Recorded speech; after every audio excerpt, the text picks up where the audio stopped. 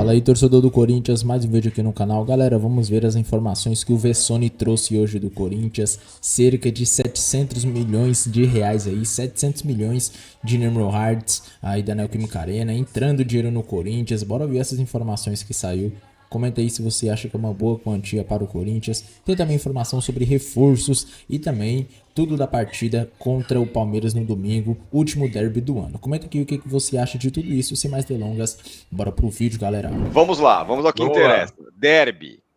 Palmeiras mais tenso. Incrível, eu até escrevi sobre isso hoje, mas o Palmeiras está mais tenso mesmo. É muito louco essa história, né? De você pegar um time que tá lutando ainda, olhando para baixo lá no rebaixamento, e o outro que está disputando a liderança, depende do que acontecer, ele vira líder nas próximas 2 rodadas, e ele fica mais tenso com o jogo. Então, é um pouco que a gente vinha descrevendo durante a semana. Durante a semana, sobretudo depois de segunda-feira, depois que Palmeiras e Flamengo jogaram, né?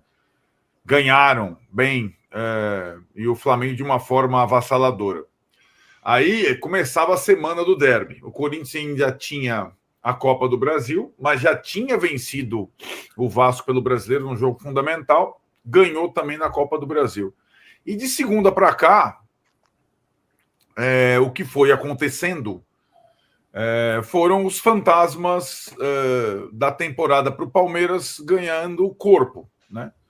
O Corinthians já era um fantasma pela rivalidade histórica e pelas vitórias nos confrontos importantes nessa temporada. O Palmeiras só ganhou o derby do Brasileirão no primeiro turno. O Corinthians eliminou o Palmeiras da Copa do Brasil, foi campeão paulista e tudo mais. E o segundo fantasma é justamente o melhor time do Brasil hoje, o Flamengo, né, que disputa com o Palmeiras o Campeonato Brasileiro, a ponta. E o Flamengo vai jogar antes contra o Grêmio e o Palmeiras tem esse clássico na sequência com o Corinthians. Então, eu acho que todos esses ingredientes colocam, de fato, o Palmeiras mais pressionado nessa partida. O histórico recente e a concorrência com o Flamengo, porque perder do Corinthians é fazer o Flamengo ganhar, né? Então, tem o efeito duplo essa partida para o Palmeiras. Então, por isso, eu acho que o tal do mais pressionado. E só para completar, eu acho que o contexto, talvez também a gente tenha que colocar um ingrediente sobre o trabalho do técnico do Palmeiras, que se vê, talvez, numa situação de autopressão, né? Há algum tempo, né? E tem demonstrado isso. À medida em que o time dele passa a receber ótimos jogadores, o time demora a decolar e os fantasmas vão ganhando corpo, enquanto o Palmeiras não mostra tudo o que pode mostrar. Então, eu acho que, para mim, esse é o contexto da pressão palmeirense como visitante nesse domingo.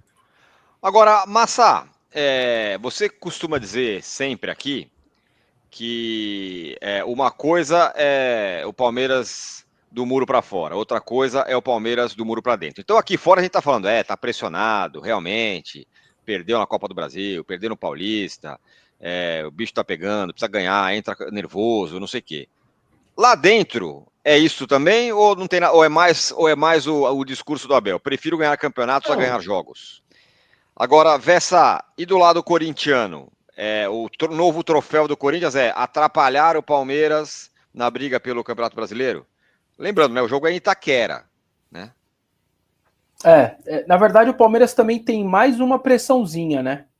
A hora que acabar o aquecimento dos jogadores do Palmeiras, eles entrarem para colocar a camiseta do jogo, o juiz vai estar apitando o jogo do Maracanã, o fim.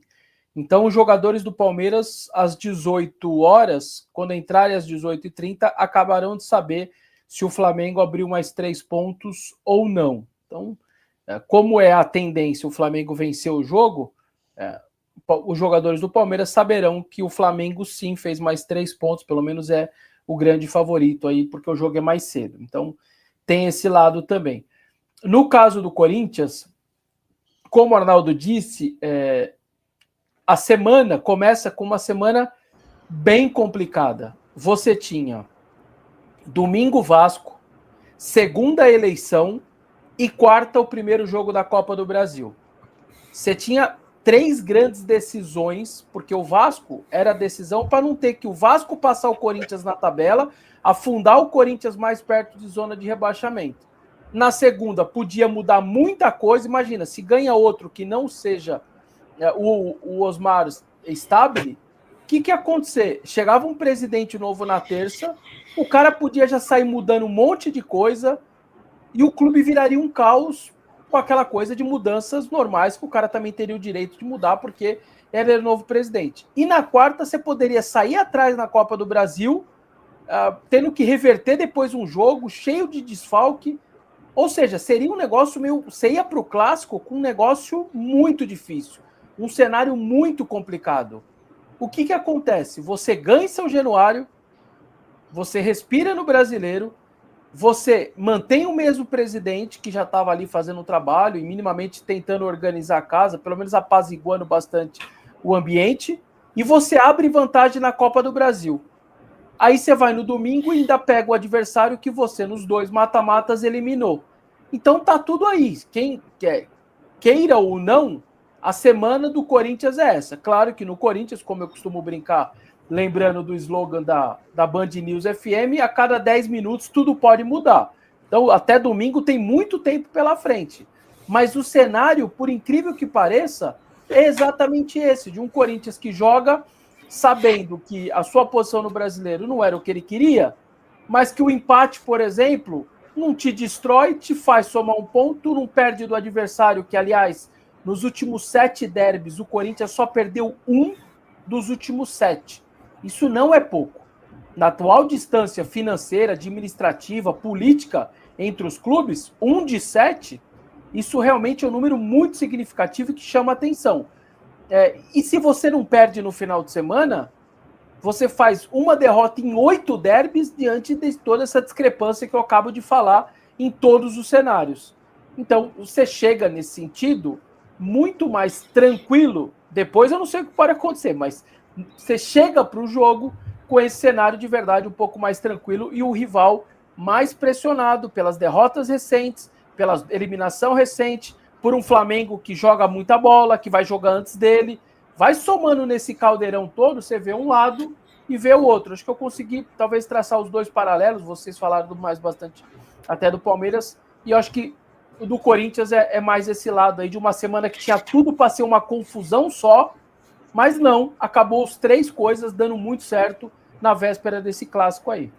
E esse tempo a mais, aliás, uma semana, 6 dias que teve o Palmeiras para treinar, Massa, não deve ser uma coisa para se considerar nesse ponto? Porque, vamos combinar também, esse sempre é um discurso do Abel. Eu não tive tempo para treinar, jogou antes, jogou depois. Ele vai enfrentar uma coisa que é rara, inclusive na vida do Palmeiras, né? Porque ganha muito, está em todos os campeonatos, ter tanto tempo assim livre como teve. Tanto tempo é modo de dizer, né? Mais do que o normal aqui no Brasil. Se isso for utilizado como desculpa, ela não vai servir para o pós-derby, né? Se você disser assim, o Palmeiras está cansado. Cansado de quê? Cansado todo estou eu, entendeu? Não tem essa. Tem esse fator também a mais que tem que o Palmeiras render, jogar futebol. Agora, é um clássico, amigo, é um derby, né? As coisas não são assim tão fáceis, tão tranquilas, né? Isso tem que ser levado em consideração olhando para o resultado, né? Agora, não dá para negar de forma alguma que o Palmeiras tem mais obrigações no jogo do que o Corinthians, porque o Corinthians também vive do seu coitadismo habitual, né? Ah, meu Deus, coitado de mim, puxa vida. Ainda sobre isso, Massa, você acha, aí é quase que um observatório da imprensa, você acha que esse negócio está na imprensa? Ou é um discurso do Corinthians? Tá. Veja, eu acho que é um discurso do Corinthians que a imprensa encampa, né? É um fato. Como é que você vai dizer que não? Quando ganha, é uma vitória épica. Quando perde, puxa, mas não tem presidente, estou devendo 1 bilhão. Dos 8 jogos que o Vessa cita, 7, 6 foram esse ano, né? Esse é o 7º derby do ano. Então, Pesa para o Palmeiras, sim.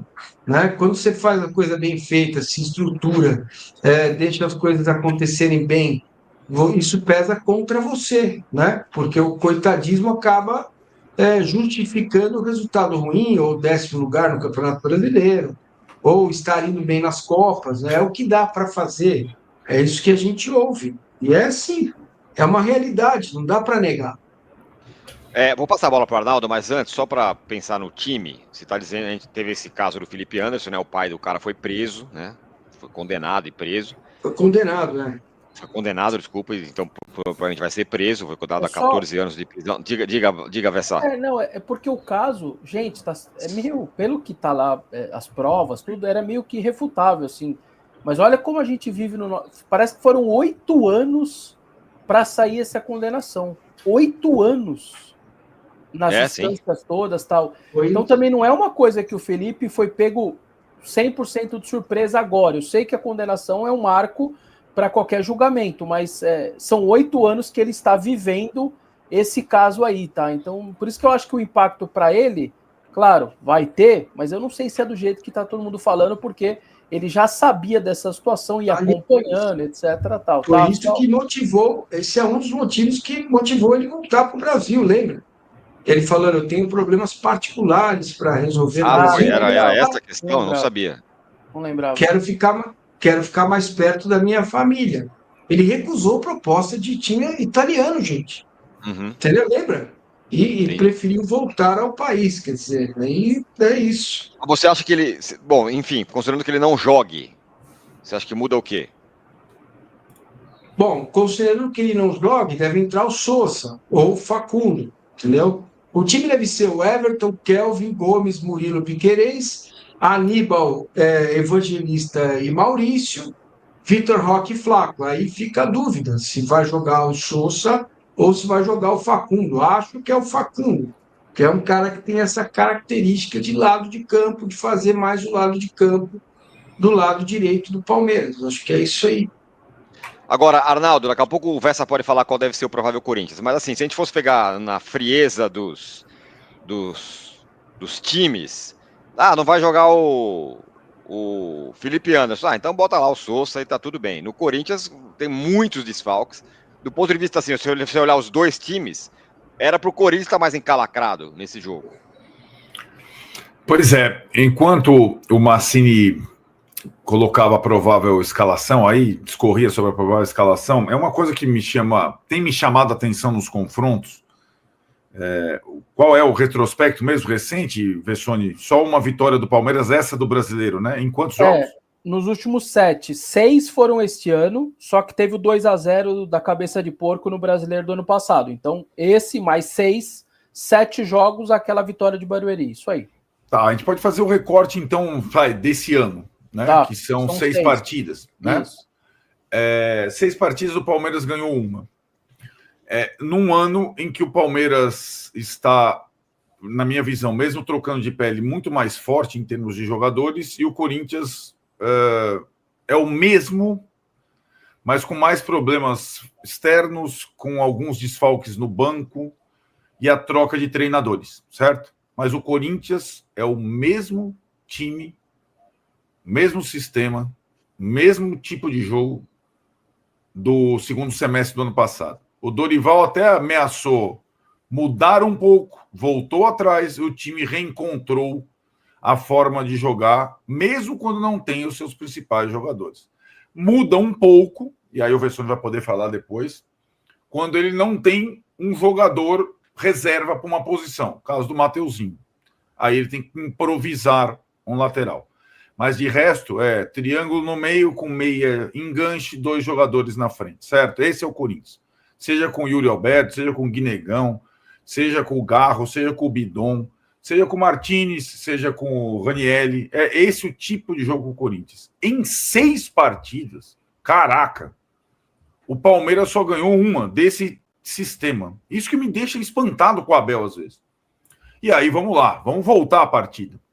O grande jogo do Palmeiras contra o Corinthians em Barueri, e que o Palmeiras, em 20 minutos, destruiu o Corinthians e ganhou o jogo por 2-0. Tudo bem, o Vessone é aquela coisa, eu sei, Massa, que o Vessone vai falar que o goleiro era o Donelli. E os 2 gols foram de longa distância. Eu sei disso, tá?